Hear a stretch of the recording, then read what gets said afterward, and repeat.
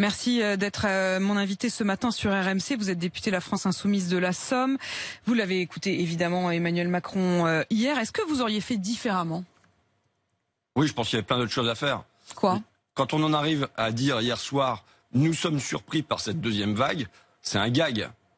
Déjà, la première chose, ça aurait été d'écouter son conseil scientifique, puisque son conseil scientifique n'a cessé de lui répéter qu'il y avait un risque de deuxième vague, qu'elle allait arriver en octobre, en novembre, en décembre, que c'était plus qu'une hypothèse, qu'on en approchait. À la mi-septembre, quand le conseil scientifique dit qu'il y a des décisions importantes à prendre, le Premier ministre, le lendemain, il nous dit quoi? Qu'il faut nous laver les mains. Ce samedi dernier, il nous dit que le meilleur moyen de soulager l'hôpital, c'est de ne pas tomber malade. Macron, au 14 juillet, il nous dit « Vous pouvez avoir confiance, nous sommes prêts pour la deuxième vague. » Et là, j'ai encore, la semaine dernière... Vous êtes venu avec le journal Les Échos. Les Échos, Olivier Véran, ministre de la Santé, l'hôpital est prêt à faire face, la digue est solide. C'est pas seulement rassurer, c'est une forme d'arrogance. On tient le contrôle, c'est bon, vous en souciez pas, tout va bien. Tout va bien, Madame la Marquise. Sauf que François Ruffin, quand vous regardez ailleurs, tous les pays sont submergés. Sauf peut-être ceux qui sont plus autoritaires, comme la Chine, qui ont réussi à serrer les vis. Mais tous nos voisins sont face à la même sidération. Alors, d'abord, j'ai la courbe. Là, j'ai la courbe des décès. L'envolée, elle est spécifique à la France. La France avait déjà décroché avec l'Espagne, mais là, il y a un décrochage supplémentaire de la France. C'est pire aujourd'hui chez nous? Oui. Vraisemblablement. Je poserai la question tout à l'heure à Éric Combes. Je veux prendre des mesures, mais vraisemblablement. Ensuite, il y avait des choses à faire pendant. Alors lesquelles? Moi, je vais vous dire, d'abord, un appel à toutes les infirmières. Il faut savoir qu'un tiers des infirmières quittent le métier après 5 ans, parce qu'elles sont crevées. Et donc, ça veut dire qu'on a une manne dans le pays, de centaines de milliers de personnes qui sont formées à ce métier et qui sont potentiellement disponibles. J'ai pas entendu le moindre appel à cette main-d'œuvre-là, pour se dire on va avoir besoin de vous à l'automne. Et ne serait-ce que, par exemple, verser la prime Covid pour les infirmiers et infirmières intérimaires. Les intérimaires n'ont pas eu de prime Covid. Ils ont accepté d'aller en première ligne soigner le Covid au printemps. On leur dit oui, vous aurez la prime comme tout le monde. Finalement, ils ne l'ont pas. Qu'est-ce que ça crée? Du dégoût. Est-ce qu'ils vont y retourner là? C'est bien, ils vont manquer vraisemblablement à l'hôpital.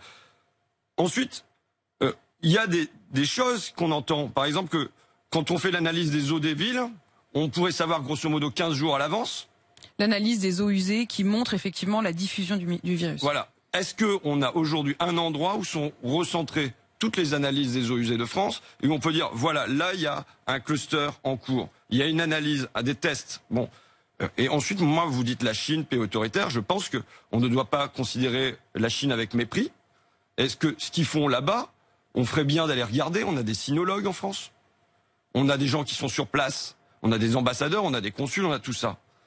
Mais vous auriez accepté, vous qui n'avez pas voté la prorogation de l'état d'urgence sanitaire, vous auriez accepté les mesures que la Chine propose? C'est-à-dire que vous ne pouvez pas sortir de chez vous sans montrer votre téléphone portable, c'est vert ou c'est rouge, vous devez vous faire tester massivement, les contrôles de certaines villes pendant 6 mois. Vous n'avez pas voté l'état d'urgence sanitaire et vous nous dites que la Chine a bien fait? Je vote pas l'état d'urgence sanitaire parce que j'ai pas envie de remettre les pleins pouvoirs dans les mains du président de la République. Bah en Chine, c'est plutôt les pleins pouvoirs quand même, non? Mais écoutez, Madame de Malherbe, c'est pas parce que la Chine fonctionne de cette manière-là qu'il n'y a pas des choses à aller regarder là-bas.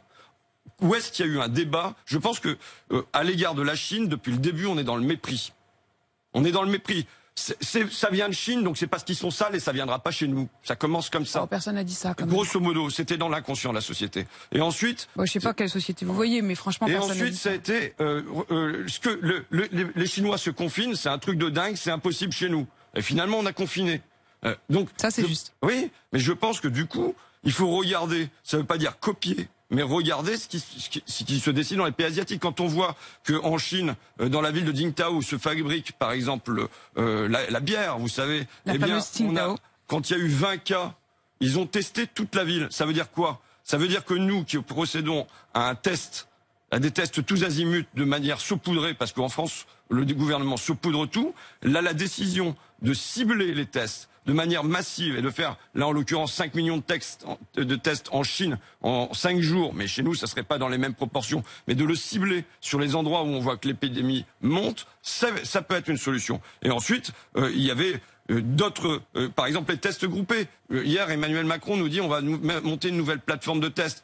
Déjà pendant l'été, ça pouvait être fait. À la place de nous dire tout va très bien, Madame la Marquise, il y avait des tas de possibilités. Il y avait sans doute des choses à faire. Maintenant, si on parle de ce qui va se passer à partir de ce soir à minuit, et notamment des conséquences économiques et sociales. Geoffroy Roux de Bézieux, le patron du MEDEF, dit ce matin dans le journal Le Parisien, le balancier penche vers la santé, la protection de l'économie arrive en dernier. Il insiste sur l'injustice de la fermeture des commerces. Il dit qu'il craint la disparition de centaines de milliers d'entreprises. Pour une fois, vous allez être sans doute d'accord sur le constat. Oui. D'abord, moi, j'ai déposé au printemps une proposition de loi sur le petit commerce. Ce qui se passe, c'est que c'est comme un rasoir à triple lame, là. La première lame sur les petits commerces, ça a été le déménagement des centres-villes vers les galeries marchandes. La deuxième vague, c'était l'arrivée du e-commerce. Et là, ils se prennent la troisième vague, qui est le Covid.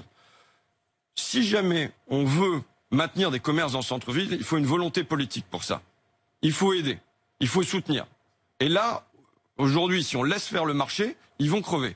Et notamment, moi, ce que je proposais, c'est quand même que Amazon, en l'occurrence, et tout le e-commerce, soit fortement taxé pour répartir. Il faut savoir quand même que Jeff Bezos s'est enrichi à lui seul de dizaines de milliards d'euros, que l'action Amazon a explosé en France, et ainsi de suite. Donc là, il y a les Donc vous auriez taxé davantage Amazon, parce qu'effectivement, eux vont continuer à commercer et à vendre tous ces biens, et notamment avec Noël. Est-ce que vous auriez laissé ouvert, vous parlez de Noël, est-ce que vous auriez laissé ouvert les magasins de jouets, par exemple?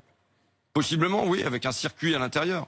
Et est-ce que c'est une des questions que nombreux auditeurs nous posent ce matin, les grandes surfaces qui restent ouvertes parce que ce sont des biens de première nécessité, mais qui ont aussi des rayons de jouets, par exemple, pour rester sur cet exemple-là, ou des rayons de fleurs. Est-ce qu'il faut autoriser malgré tout ces ventes-là pour ceux qui vont dans les supermarchés, ou est-ce qu'il faut fermer les rayons jouets, les rayons fleurs, pour ne pas impacter les autres commerçants? On peut toujours fermer, mais moi, ce que je vois, c'est... Non, mais vous voulez fermer ou vous voulez pas fermer? Je vais pas rentrer dans ces détails, mais moi... c'est des détails, c'est des questions que nombreux auditeurs se posent ce matin. Une forte redistribution.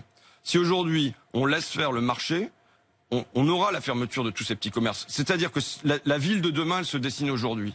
Et là, on risque de laisser crever les commerces de centre-ville. Est-ce que, pour ne pas laisser faire le marché, est-ce que vous vous dites, ces rayons-là, parce que c'est pas juste que les grandes surfaces puissent vendre des jouets alors que les petits commerçants de jouets ne puissent pas les vendre, on les ferme? Mais évidemment, c'est pas juste. Maintenant, moi, je souhaite que les petits commerçants des villes puissent continuer à vendre, ne serait-ce que sur leur pas de porte, en livraison. Vous voyez ce que je veux dire? On pourrait aller chercher sur le pas de la porte les jouets pour Noël. Bon, vous appelez votre magasin de jouets, vous dites et vous passez juste le chercher. Dans le premier temps, mon libraire à Amiens, on lui a dit vous fermez au printemps. Et puis dans un deuxième temps, on pouvait passer commande, c'est autorisé par le gouvernement, on pouvait passer commande et aller chercher nos livres sur place. Bon voilà. Une question encore sur le débat à l'Assemblée nationale aujourd'hui. Je me permets, Madame de Malherbe, il n'y a pas eu un mot hier là-dessus du président de la République.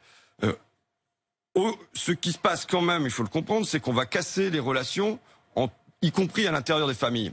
C'est-à-dire que là, ce qui nous est de manière implicite, et c'est même pas dit, demandé, c'est que les parents n'aillent plus voir les enfants. Il l'a dit, plus de réunion familiale. Oui, mais donc là, on est quand même sur quelque chose qui s'est pas produit pendant des centaines d'années, qui peut-être depuis des milliers d'années ne s'est pas produit, qui est inédit anthropologiquement, et on fait comme si ça n'avait pas d'importance. C'est un point qui doit nous interroger. Que les parents ne puissent plus aller voir les enfants. Que les liens familiaux soient cassés comme ça. Mais faut-il qu'ils y aillent au prix éventuellement de leur santé? Je sais pas, mais en tout cas, je dis que ça doit pas être un implicite et quelque chose de secondaire. On débat des commerces et je vous ai dit l'importance de ce sujet. Mais l'importance des liens familiaux, par exemple, c'est quelque chose d'essentiel aussi.